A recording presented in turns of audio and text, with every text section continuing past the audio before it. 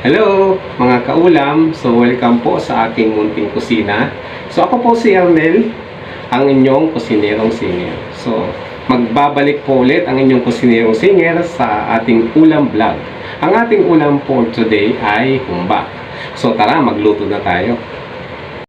So narito po ang ating mga ingredients. Ang aming pong pata.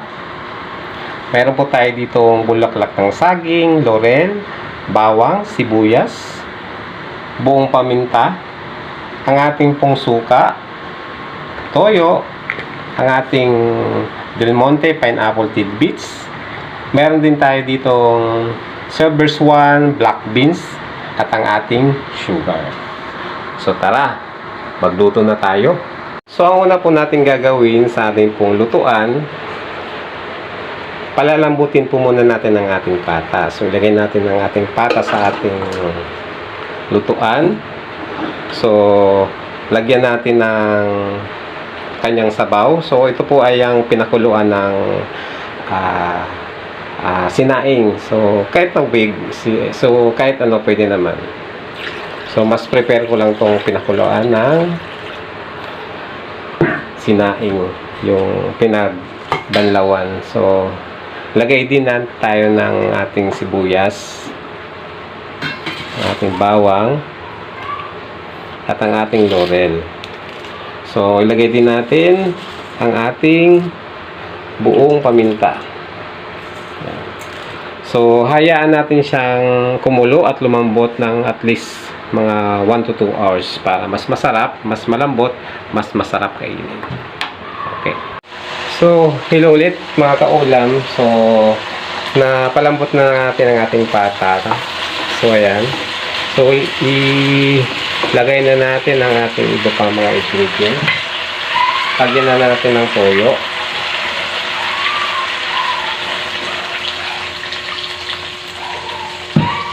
Ang ating suka.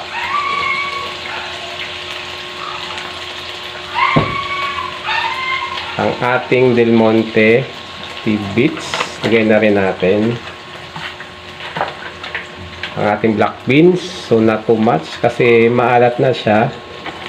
So alalay lang. So syempre ang ating bulaklak ng saging at lagyan natin ng asukal. Yan.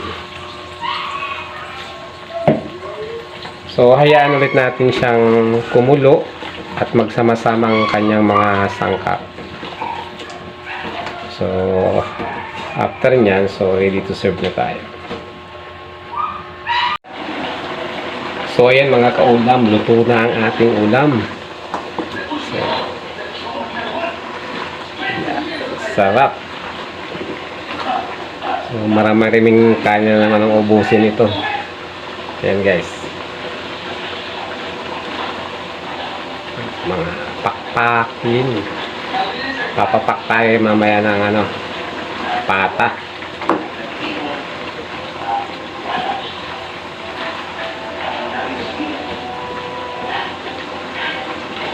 Yan guys, serve na tayo.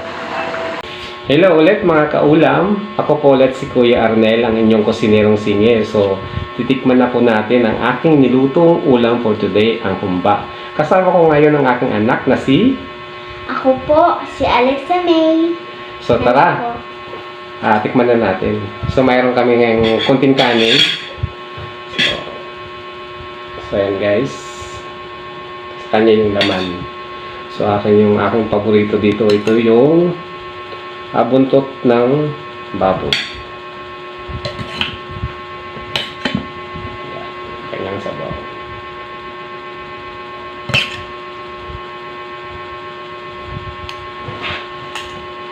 Tara guys, tikman na natin.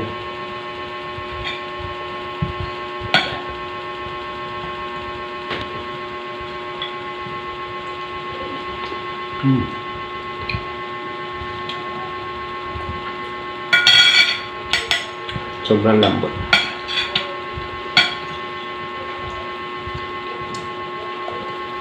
Sarap talaga nila makapart na yung kanin.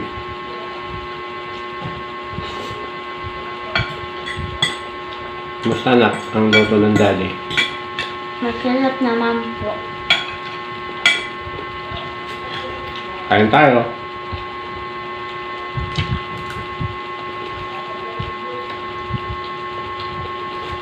So next time ulit guys, share ulit ako ng iba pang ulam. So see you!